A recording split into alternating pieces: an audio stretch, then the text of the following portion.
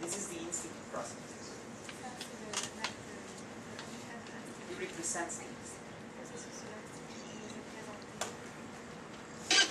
So they have to make every effort to train more animators. Fast track. Fast track the children's classes. Of course, under the promise, and later they will, finish the sequence. We'll go back to the book and finish what they did. Because they will need it. All of us, we need the whole entire sequence. We know it. But there's urgency. And I wanted to talk to you about why it's urgent.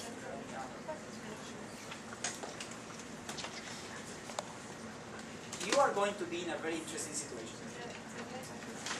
Because you're still launching IPGs.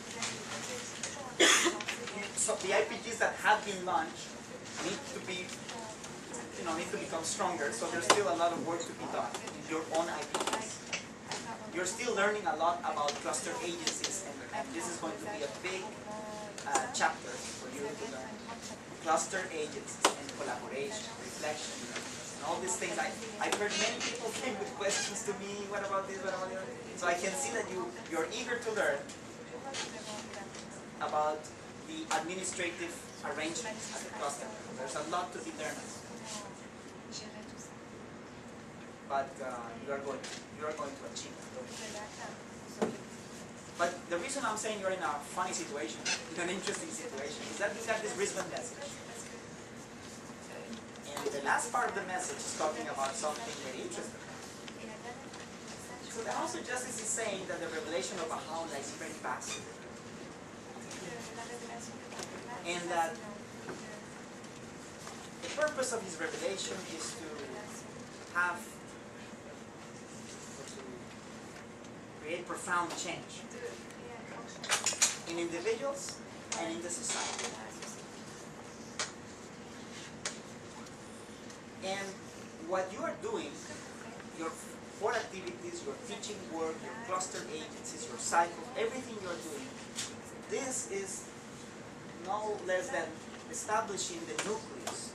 You are the nucleus. These are words of the House. You are the nucleus of the future civilization. The civilization of Baha'u'llah. His revelation. The new world order. So this is what we're doing. And we have a lot of questions. Establishing the civilization of Baha'u'llah, the worldwide civilization, will take centuries of time. This is what the House is saying, centuries. And this is just the beginning. And the House is saying that there are no shortcuts. There are no formulas. So the more you do, the more you work, you study the guidance, the writings, raise your capacity, go out, you work very hard.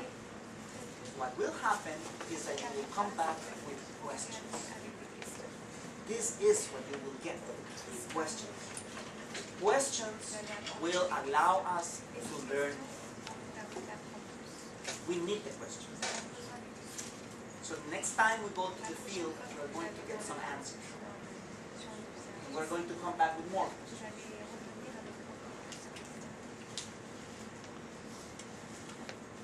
For the last 14 years, friends, we have been focused on expansion and consolidation. As I said, we were trying to systematize the development of human resources and to systematize the teaching work. So we have been working very intensely with expansion and consolidation.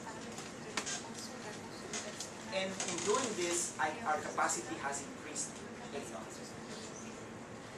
And when I say increase, I'm not only saying increase in quality, but also in quantity. Friends, I joined the faith before the 4-year plan. And I remember my community very well. I go back, I see what we have now, and I cannot compare. And I'm sure this is happening to all of you.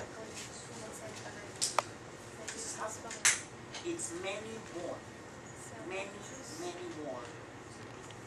serving, many more teaching, many more having children's classes.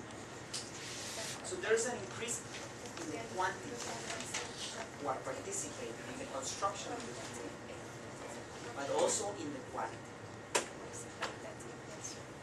Friends, not too long ago, every time we would say systematic, panic would appear in the room. What is that strange word you're using? Systematic. Really clustered, cycles, phases, plans, reflection. These words were limited to some believers. But these were not the words used by the Bible. These were not the words that you would hear in 1980s meetings of friends. Now these words are the words we use. Our capacity has increased. And this is expressed in just this simple feature of Baha'i culture, which is the use of language, the use of a common language. And the House of Justice is telling you that the more you work in your neighborhoods, in your villages, you will be drawn further and further into the life of society around you. Working with children, working with junior youth, having devotions, having study circles, teaching the faith, walking around with the friends, helping them, praying with them, is raising your social consciousness. You know what social consciousness is?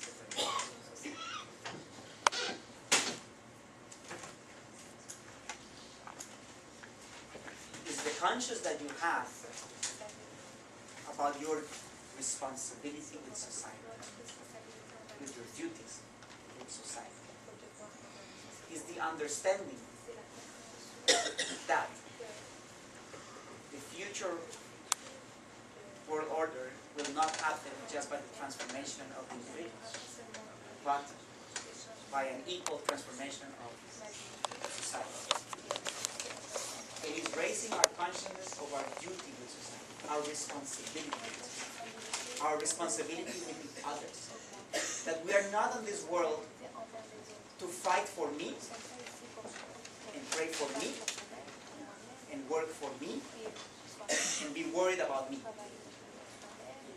That we are here to work, to serve, to pray for the others.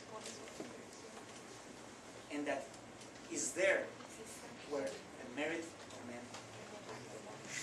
is service and virtue. So, the more you work in these clusters, in these neighborhoods, your social consciousness will be enhanced, will increase.